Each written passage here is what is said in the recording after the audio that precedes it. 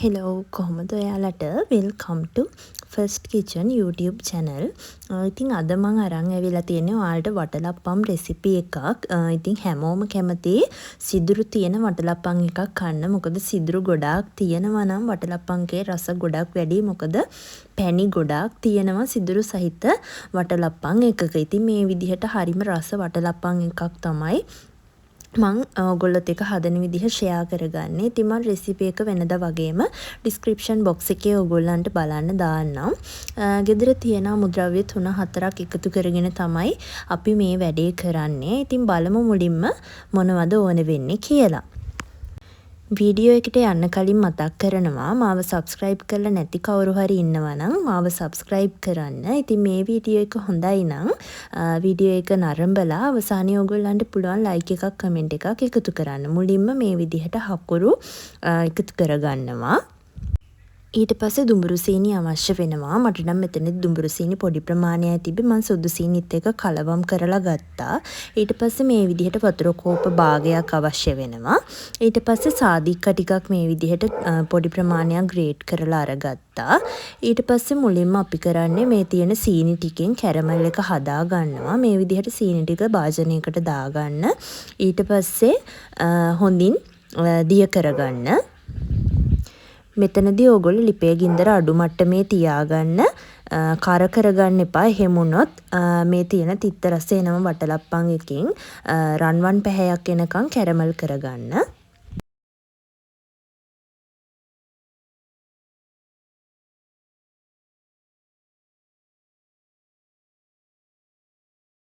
දැන් අපි සීනි කැරමල් එක හදාගත්තට පස්සේ මේ විදිහට වතුර කෝප්ප භාග එකතු කරගන්නවා.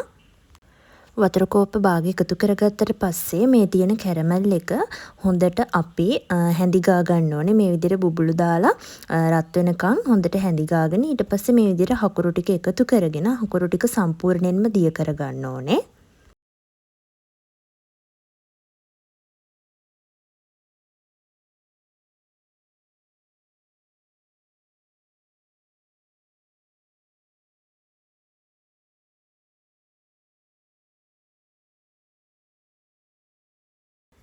දැන් හකුරු ටික හොඳට දිය වෙලා තියෙන්නේ. මේ වෙලාවේදී සාදික්කා කුඩු ටික එකතු කරගන්නවා. සාදික්කා පින්ච් එකක් දෙකක් වගේ දාගන්න. ගොඩ වැඩි කරගන්න එපා. එහෙම වුණොත් කුළුබඩු රස එනවා. ඔයගොල්ලන්ට සාදික්කා නැත්තම් මෙතනදී එනසාල් උනත් එනසාල් දෙකක් තුනක් වගේ එකතු කරගන්න පුළුවන් කුඩු කරලා.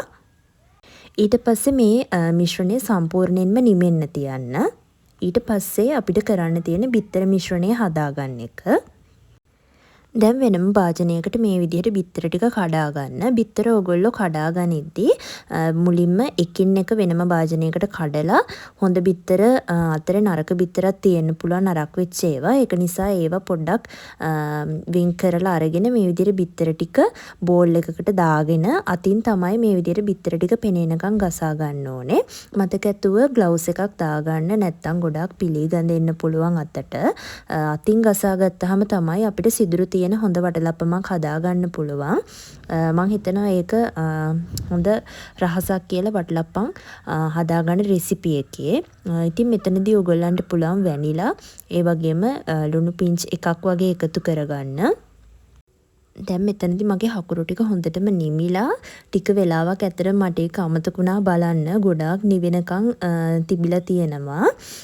ඉතින් දැන් මේ හකුරු ටික ඔක්කොම ගල් වෙලානේ තියෙන. ඉතින් මෙතනදී මම පොල් කිරි කෝප්පයක් එකතු කර ගන්නවා. ඉතින් පොල් කිරිත් එක සම්පූර්ණයෙන්ම මේ විදිහට හකුරු ටික දිය කර ගන්න ඕන. ඕගොල්ලන් සාමාන්‍ය රසනේ තියෙනකොට පොල් කිරි ටික දැම්මට කමක් නැහැ. දැන් මෙතන මගේ හකුරු ටික ගල් වෙලා නිසා මම ආයෙත් මේ විදිහට ටික වෙලාවක් මේ හොඳට හැන්දෙන් මිශ්‍ර කරලා මේකේ තියෙන කැට නැති වෙනකන් හකුරු ටික හොඳට දිය කර ගන්නවා. මෙන්න මේ ගානට එනකන් හකුරු ටික හොඳට දිය කරගත්තට පස්සේ අපිට තියෙන්නේ අර බිත්තර ටික එකතු කරගන්න. මතක ඇත ඕගොල්ලෝ වැනිලා ටිකක් එකතු කරගන්න බිත්තර වල තියෙන පිළිගඳ යන්න. ඒ වගේම තමයි ලුණු පිංච් එකක් වගේත් එකතු කරගන්න. කැමති නම් මෙතනදී කජු ටිකක් කපලා එකතු කරගන්නත් පුළුවන්. ඊට පස්සේ මේ බිත්තර මිශ්‍රණය හකුරු මිශ්‍රණය හොඳට කලවම් කරගන්න. ඊට පස්සේ අපිට පෙනේරයක් අවශ්‍ය වෙනවා. මේ ටික පෙරලා ගන්න ඕනේ. මොකද දියුණු නැති හකුරු කැට තියෙන්න පුළුවන්. එතකොට එනසාල් ඒ වගේ දේවල් දාලා තියෙනවා නම් ඒ ටික පෙනේරෙන් පෙරා ගන්න ඕනේ. ඒ වගේම මේ බිත්තරවල තියෙන සුදු මත ගතියත් හොඳට පෙරිලා එනවා. ඒක නිසා මතක ඇතුව අවසානයේදී පෙනේරකින් පෙරා ගන්න. ඒ වගේම තමයි ඔයාලා මේ වටලප්පන් එක හදාගන්න ඔයගොල්ලන්ට පුළුවන් ඇලුමිනියම් බෝල් එකක් ගන්නත් එහෙම නැත්නම් කඩේ තියෙන ෆොයිල් කප් ඒව උනත් ගන්න පුළුවන්. මම නම් අද පාවිච්චි කරන්නේ ෆොයිල් කප් එකක්. ඉතින් ඒකෙන් ලොකු දෙකක් අරගන්නවා. නැත්නම් ඔයගොල්ලන්ට ඇලුමිනියම් බෝල් එකකට උනත් දාලා මේ බේක් කරගන්න හරි වාෂ්පෙන් තඹ ගන්න හරි පුළුවන්.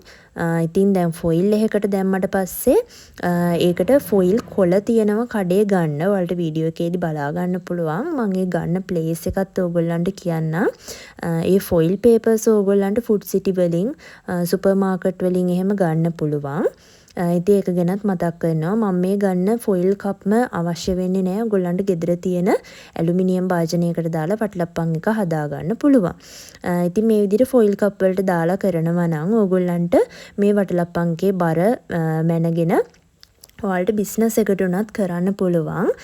මේ විදිහට කරනවා නම් එතකොට හොඳට පිරිසිදුව රසට හදලා දෙන්න පුළුවන්. මෙතන පේනවා ඇති ඔයගොල්ලන්ට බිත්තරවල සුදු පාට පෙන ගතිය උඩ තියෙනවා. මේ ටිකත් එක්ක තඹ ගන්න එපා. මොකද උඩ වටලප්පන්ක සුදුවට වගේ එතකොට තැම්බෙනවා. මතක ඇතුව ටිෂු එකකින් හරි හැන්දකින් හරි මේ පෙන ගතියත් අයින් කරගන්න. ඊට පස්සේ ඔයගොල්ලන්ට මෙතනදී කැමති නම් කජු ටිකක් උනත් එකතු කරගන්න පුළුවන්. මේ තියෙන්නේ ඔයගොල්ලන්ට මම අර කිව්ව ෆොයිල් කොළ. මේව රෝලක් විදිහට තමයි එන්නේ. දැන් අපි වාෂ්පෙන් තඹ ගනිද්දී උඩ රයිස් කුකර් එකේ දාලා තමයි අපි තඹ ගන්න. ඒකට රයිස් කුකර් එකේ පියනේ තියෙන ජල වාෂ්පත් මේ වටලප්පන් එක ඇතුළට යන්න පුළුවන්. ඒක නිසා තමයි අපි උඩින් මේ විදිහට ෆොයිල් කොළයකින් ආවරණය කරගන්නේ. ඉතින් අද රයිස් කුකර් එකේ තමයි අපි වටලප්පන් එක බේක් කරගන්නේ. මෙතනදී ඔයගොල්ලෝ රයිස් කුකර් එකේ භාජනයේට වතුර සාමාන්‍ය ප්‍රමාණයට වගේ දාගන්න. ඊට පස්සේ ඔයගොල්ලන්ට පුළුවන් අපි අර වලං තියන්න ගන්න මේ යකඩ රවුම් තියෙන්නේ. ඉන්නේ ඒකක් ඇතුළට දාලා රයිස් කුකර් එක ඇතුළට දාලා ඒක උඩින් ඔයගොල්ලන්ට පුළුවන් ෆොයිල් එක තියාගන්න. දැන් මෙතනදී නම් මම වැඩි හොඳට කරන්නේ මේ ෆොයිල් කප් දෙක තියාගන්නවා ට්‍රේ එකක් උඩින්. ඊට පස්සේ මං ගාව තියෙනවා අර වෙඩින් කේක් කපන කට එකේ කෑල්ල. ඒක රයිස් කුකර් එක ඇතුළට දාලා තමයි තියාගන්න. වලට මේ පේන්නේ ට්‍රේ එක. ඔයගොල්ලෝ බලන්නකෝ මම තියාගන්නේ කොහොමද කියලා. මේ තියෙන්නේ අර වෙඩින් කේක් මම කපන්න ගන්න කට එක. ඒක උඩින් තමයි මම උඩින් ට්‍රේ එක තියාගන්නේ. දැන් මෙතනදී වතුරක් දාලා තියෙන්නේ. ඔයගොල්ලන්ට පේනවා ඇති වතුර යට අඩියට වගේ වෙන්න දාලා තියෙන්නේ. ඊට පස්සේ මෙන්න මේ විදිහට අපි මේ විදිහට වහ ගන්නවා රයිස් කුකර් එක මේ විදිහට ඔන් කරලා දාලා තියාගෙන විනාඩි 45ක් පැයක් විතර අපිට පුළුවන් වාෂ්පෙන් තඹ ගන්න. ඒ තඹල අරගත්තට පස්සේ අපිට පුළුවන් එහෙම්මම සම්පූර්ණයෙන්ම රස්නේ යනකම් නිවෙන්න තියන්න. නිවෙන්න තියලා ඔයගොල්ලන්ට පුළුවන් ෆ්‍රිජ් එකේ දවසක් විතර අපි රැයට දාගත්තොත් පහවදා උදේ විතර වෙනකම් ඔයාලට පුළුවන් මේක ෆ්‍රිජ් එකේම තියන්න. දවසක් විතර සම්පූර්ණයෙන්ම තිබ්බහම මේ සිදුරු ඇතුළට හොඳට පැණි බැහැලා හරීම රසවත් වටලප්පන්කක් ඕගොල්ලන්ට හදා ගන්න පුළුවන්. මම මෙතනදී කජු ටිකකුත් දාලා උඩින් සරස ගන්නවා. ඉතින් මේ වටලප්පන් එක 6 දෙනෙක්ට 8 දෙනෙක්ට වගේ කන්න පුළුවන්. කෑලි කපලා.